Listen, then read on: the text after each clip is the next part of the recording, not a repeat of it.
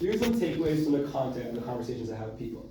In terms of people's religion, I was actually surprised. I thought most people would be atheists, maybe antagonistic, but almost everybody I talked to did believe in one God. But at the same time, almost all those people felt very uncomfortable and very distrusting of institutionalized religion, which is something that I wasn't fully expecting, but was cool to know. And again, here's a caveat, because I interviewed like 25 people, so it's not like takeaways on the whole entire state of the world in New York City. The purpose of life, pretty much everybody said one of these three things, mostly the first one, that either the goal of life is to be happy or to leave the world a better place, which is cool, but also a little bit, okay, glad I know that. But something that was also cool was a lot of people were focusing about presence, the importance of being present in life. And I think especially the older people I interviewed, the more they focused on the importance of life is just living it. In a sense that you're not focused on all these different aspects, but enjoying that moment.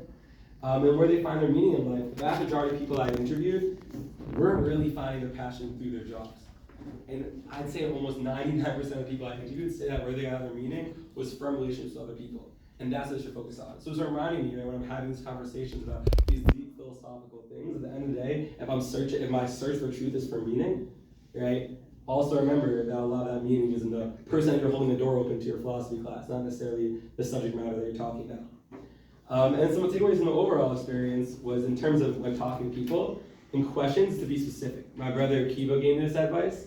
When a lot of times in the early interviews, I'd be like, so tell me about your life, oh, and like where you live right now, like that whole shebang. Which in my mind, I'm like, okay, I'm giving him so many different things to answer, this is great. And Akiva kind of put me in that place and said, Donnie, you don't want to throw a barrel of questions at them.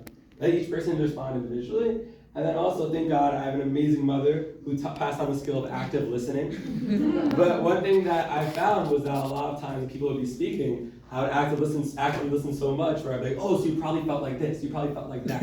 And of course, once I say that, then they would say, yes, I felt like that. But eventually I realized this is their narrative. And obviously it's great to show that you're attentive, to show that you're listening, but at the same time, let them be in control of their story.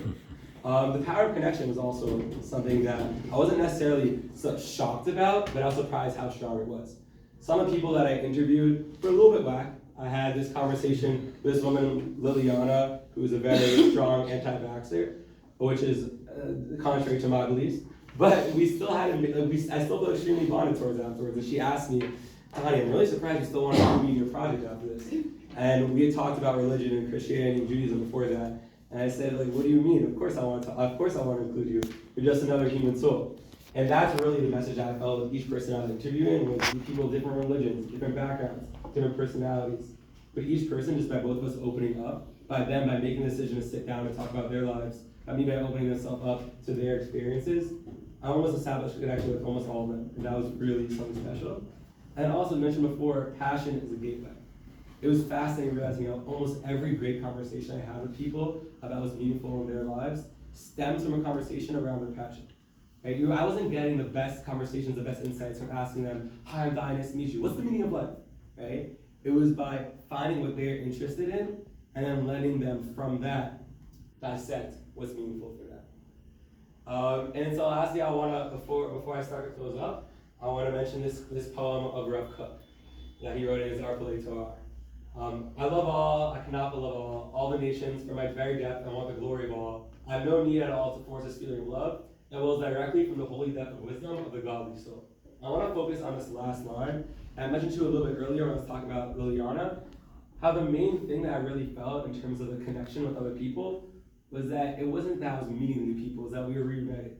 And there's a sense of comfort that felt strangely natural with each person that I interviewed that made it feel like, okay, this is all of us just meeting in our own way, a part of the godly soul, reunited. And that was really exciting.